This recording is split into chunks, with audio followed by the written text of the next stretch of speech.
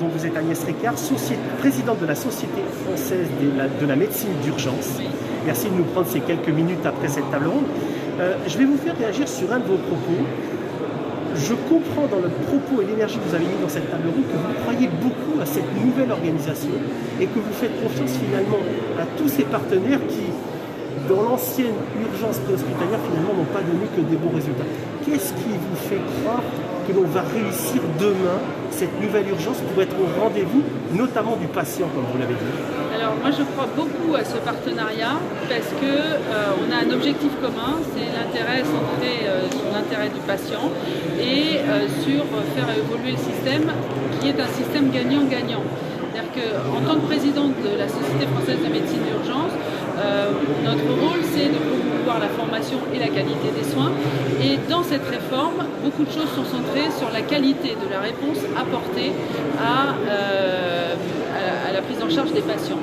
Et ce qui, je dirais, alimente nos réflexions dans les négociations, c'est ce qu'on a réussi à faire dans certains départements comme dans le mien, réussir à construire de la confiance, alors qu'avant il y avait de la défiance, sur la base d'une transparence de l'activité et d'objectifs partagés, avec beaucoup plus de communication et d'échanges qui sont parfois un peu, je dirais, virils. Pas virils, mais qui sont animés. Voilà, mais qui du coup permettent de faire comprendre les problématiques des uns et des autres pour avancer ensemble. Et ce qu'on a réussi à faire dans certains départements, et en particulier dans cette crise Covid, ça a été fantastique, en tremplin qui a permis de faire progresser ce qu'on pensait être inaccessible depuis longtemps. Brutalement, tout est devenu possible. Et j'y crois beaucoup parce que justement dans les discussions qu'on a, malgré des visions un peu différentes basées sur le passé, on a quand même un objectif gagnant-gagnant sur des constats partagés et des objectifs partagés. Donc j'y crois beaucoup et les discussions ne me font pas mentir. Vous avez dit quelque chose de très intéressant à cette table ronde et je pense que c'est un des ingrédients pour regagner cette confiance. Vous avez dit il faut casser cette carence. Ça veut dire quoi?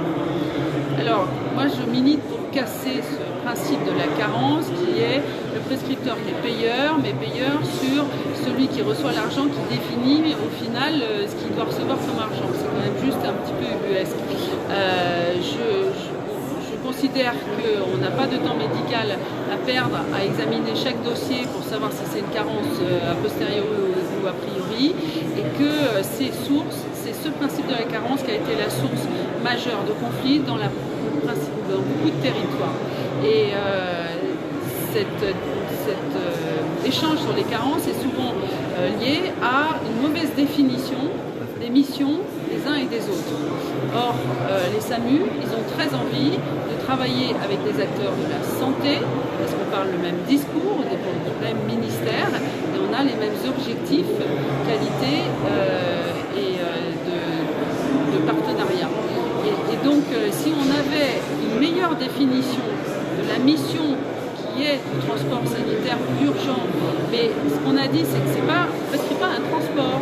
Il y a l'acte et le transport. Une prise en charge, et on a besoin vous êtes nos yeux, nos oreilles et nos mains sur place pour justement permettre de nous éclairer sur la meilleure décision à prendre pour le patient. Donc ce qu'on attend des ambulanciers, c'est pas un transport, c'est une qualité de bilan, c'est une qualité de confiance dans le respect des décisions médicales, qu'elles soient en termes d'orientation, qu'elles soient en termes d'application de gestes de secours, de tout ce qu'un médecin régulateur en fait va demander pour le bien du patient. Et donc cette confiance partagée qui n'est pas le côté réducteur de je fais un transport, mais qui est le côté le plus motivant, je dirais, qui est d'assurer une prise en charge en collaboration avec le médical d'un patient du début jusqu'à la fin de la prise en charge. Et on ne raisonne en qualité de prise en charge que pas sur